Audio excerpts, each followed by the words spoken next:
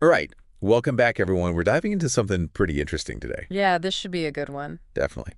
Getting into some Turkish folklore today. Oh, excellent. We've got a story that kind of gets at the ideas of patience and justice Yeah. and really what comes back around when we do things, good or bad. Folk tales, they're really like these little capsules of cultural values and beliefs. Mm-hmm. And it sounds like this one's going to be a cautionary tale, Yeah. a reminder about that whole karma thing. Exactly, yeah. What goes around comes around. So let's jump right in. We've got this dervish, right? Okay. And, dervishes, they're known for being super devoted to their spirituality. Right. Very peaceful. Mm-hmm. And in this story, our dervish is just getting a nice shave at the local barber shop. All right. Sounds relaxing so far. Right. So he's there, mid-shave, everything's peaceful, and bam, this bully walks in. Oh. And he sees the dervish and just straight up slaps him Whoa, hold on. and shouts, "Get up, Gord. Let a real man get shaved." Gourd. Yeah, kabak. It's like a derogatory term here. Interesting. So it's not just about getting a shave. There's this element of disrespect. Absolutely. And it's interesting, the bully using kabak or gourd, it kind of sets up something bigger later on. Okay, I'm intrigued. What happens next? So throughout the rest of the shave, the bully just keeps mocking and insulting the dervish. But the dervish, completely calm, doesn't react at all. Wow, talk about patience. Right. He's like the embodiment of turn the other cheek, really living that philosophy. That takes some serious self-control. For sure.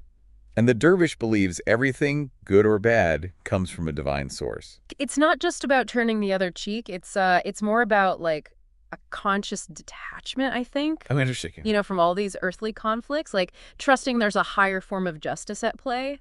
That's what makes a dervish a dervish. Okay, I like that. So get this. The moment the bully leaves the barber shop, Yeah. he gets hit by a runaway horse-drawn carriage Oh, wow. and dies. Just like that. That's intense. It's like out of nowhere. Right. And the barber, he's seen the whole thing. He's totally shocked. I bet. And he asks the dervish, he says, "Wasn't that a bit harsh? Like maybe karma was a little too quick." Yeah, yeah. And the dervish, he responds, "Honestly, I held no grudge against him. I had forgiven him. But it seems even the gourd has an owner. Perhaps he took offense." Whoa, chills. The way he brings back the gourd, he's saying there are forces beyond our understanding. Exactly. It's like the bully messed with something bigger than himself. It makes you wonder, right?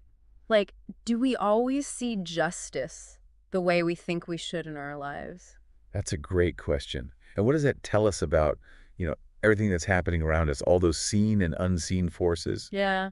Makes me think of that verse from Yunus Emre, the Sufi mystic and poet. Oh, yeah. He says, "Never mind, don't worry, the Creator will help. Powerful stuff. Don't think the oppressor profits from his actions. The cry of the oppressed brings down the Sultan. Whoa. Everything has its time. I await that time, that time." That's perfect. It captures the whole story. Patience, the fact that what the bad guys get, it doesn't last. And then that justice is coming no matter what. Yeah.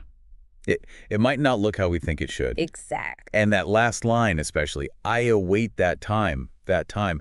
It's like saying justice might not be on our schedule. Right, right. It might not happen when we want it to. And it might not look how we expect. It really makes you think about, like, situations where you felt justice was delayed or maybe it took a weird turn. Totally. What does that say about how we see justice, This whole story just leaves you thinking about, is there some kind of greater plan? Yeah, yeah. Like a cosmic order? And the idea that our actions, even if they seem forgiven or forgotten, might have consequences down the line. It really makes you think twice, doesn't it? Definitely.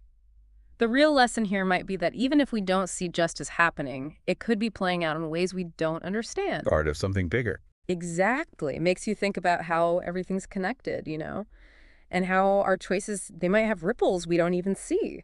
Absolutely. Well, lots to think about there. A lot to ponder. Thanks for diving in with me today. My pleasure. Always a good time. We'll catch you next time for another deep dive. See you then. Bye, everyone.